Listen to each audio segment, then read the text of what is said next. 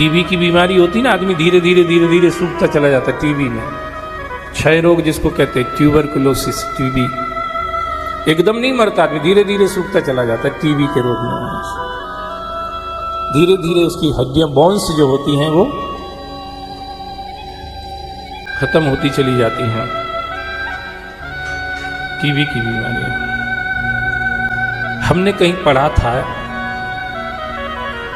कि किसी को टीबी की बीमारी अगर हो गई है, उसको गौशाला में अगर 2 महीने सुलाया जाए, गौशाला में ही रख दिया जाए 2 महीने के लिए, जहां गाय माता रहती हैं उस जगह पर अगर टीबी के रोगी को भी रख दिया जाए तो 2 महीने में उसका टीबी का रोग भी खत्म हो जाता है। जैसे गाय माता जहां रहती हैं वो स्थान इतना पॉजिटिव एनर्जी, स्वास्थ्यवर्धक होता है। और जिस घर में स्वस्थ लोग रहते हों, अगर उसमें कुत्ते को रख दिया जाए तो स्वस्थ लोग भी धीरे धीरे बीमार। कुत्ते के शरीर से इतने रोगाणु निकलते हैं, इतने हार्मफुल बैक्टीरिया, हानिकारक बैक्टीरिया कुत्ते के शरीर से निकलते, कुत्ते के भौंकने से निकलते हैं। कुत्ता जब भौंकता है ना तो उसके, अच्छा एक चीज हो, हम लोग भी जब बोलते हैं ना तो हमारे मुंह से भी कुछ थूक के कण निकलते हैं हमारे।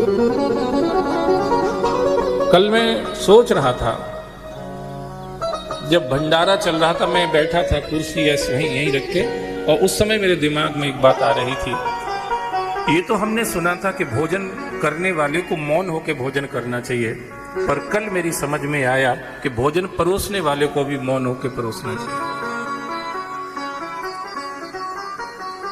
मैं वो रिस्क उठाने को तैयार हूं। मुझे नहीं चाहिए कि आप पूरी राम, सब्जी राम, दाल राम, चटनी राम, पापड़ राम बोलो, और जो तुम रोटी दाल सब्जी पापड़ सामने लेके बोल के परस रहे हो, उसमें तुम्हारे थूक के कण जिसको आप परस रहे हो उसमें जाएं, तो मुझे लगा इससे अच्छा ये है कि खाने वाला मौन रह के खाए, उससे भी ज्यादा जरूरी है परोसने वाला मौन होके परसे महाराज। मन में राम राम बोलिए। व्यवहारिक पक्ष है वो दाल राम, रोटी राम, सब्जी राम, सब राम अच्छा है, सब राम ही राम है, राम के अलावा सब में राम, सबका राम, जय श्री राम, जय श्री राम, वो राम ही राम है सब कुछ। वो कोई मन में राम राम बोलिए, पर मुझे नहीं लगता कि मुंह से बोलना उस समय श्रेष्ठ है, क्योंकि आप मुंह से बोलेंगे तो आपके मुंह के थूक के कण जरूर कहीं ना कहीं जाके पड़ेंगे और वो भोजन को अपवित्र करेगा। वो सामने वाले को परोसना मेरे नजरिए से ठीक नहीं होगा।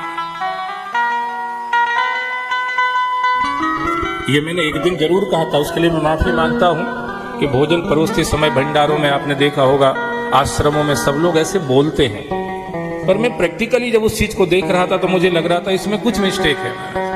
इसीलिए मैं ये निवेदन करूंगा,